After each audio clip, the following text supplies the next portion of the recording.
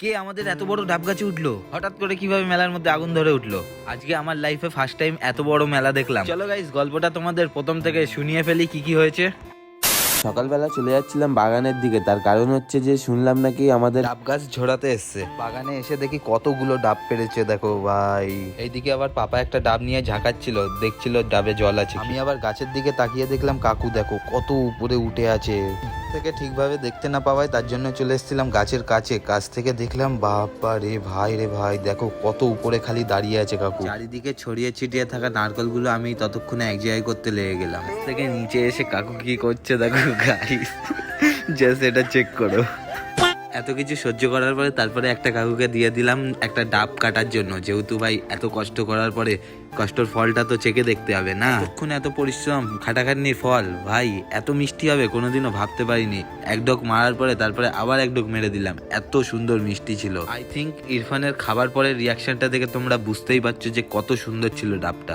ব্যাস তারপরে কি কাকু বাঁধাবাদি কমপ্লিট করে দেন রওনা দিয়ে দিল আমাদের বাড়ি থেকে। আজকে দুপুর আবাতে আমি চলে যাচ্ছিলাম মাঠেতে খেলার জন্য। এসে দেখলাম পুরো মাঠ ফাঁকা আছে, সেই জন্য টুকটুক করে হাঁটতে হাঁটতে আমি যাচ্ছিলাম মাচার দিকে। তার কারণ কিছুটা টাইম ওখানে কাটিয়ে যদি কেউ আসে খেলবো, নাহলে বাড়ি চলে যাবো। সেই ক্ষেত্রে আম্মুর ফোন করাতে আমি চলে এসেছিলাম বাড়িতে। বাড়ি এসে তারপরে আমি আবার নারকল ছিলতে লেগে গেলাম। তারপরে নারকল তুলতে তুলতে আমি আবার একটা চেখেও দেখে নিলাম কেমন। ভাই খুব মিষ্টি ছিল নারকলটা, বুঝতে পেরেছো?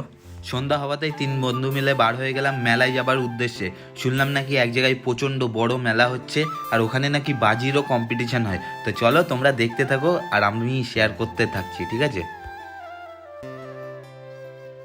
অলরাইট, ফাইনালি চলে এসেছিলাম মেলাতে। মেলার এইদিকে এসে দেখি কত লেভেলের ক্রাউড, তোমরা দেখতেই পাচ্ছ। চলো দেন ফার্স্ট মেলায় ঢুকি, তারপরে তোমাদের সাথে ভিডিওটা শেয়ার করছি। মেলায় আমি এতটা ভিড় দেখতে পাবো আমি কোনোদিনও এক্সপেক্ট করতে পারিনি ভাই। ভিড় দেখো, এক একটা লাইনে মনে হয় 5-6 হাজার করে প্রায় লোক আছে, বুঝতে পেরেছো? এইদিকে দেখলাম আবার নাগরদোল্লা থেকে কাগজ ওড়াচ্ছে, যেটা একসময় প্রচন্ড ট্রেন্ডে ছিল। তোমরা কে কে কিভাবে উড়িয়েছিলে কাগজগুলো একদম কমেন্ট করতে ভুলবে না, ঠিক আছে?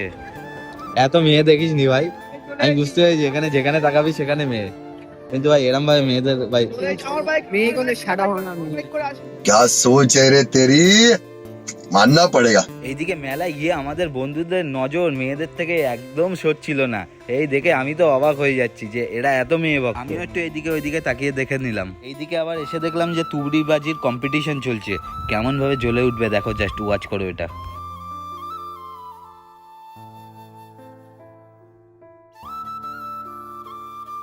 চলো গাইস, আজকের ভিডিওটা এখানে শেষ করছি। কোন জায়গাটা সবথেকে ভালো লেগেছে ওটা একদম কমেন্ট করতে ভুলবে না। দেখা হচ্ছে নেক্সট কোনো ভিডিও। ততক্ষণের জন্য কি ভালো থেকে সুস্থ থেকো আর আমার ভিডিওটা দেখতে থেকো।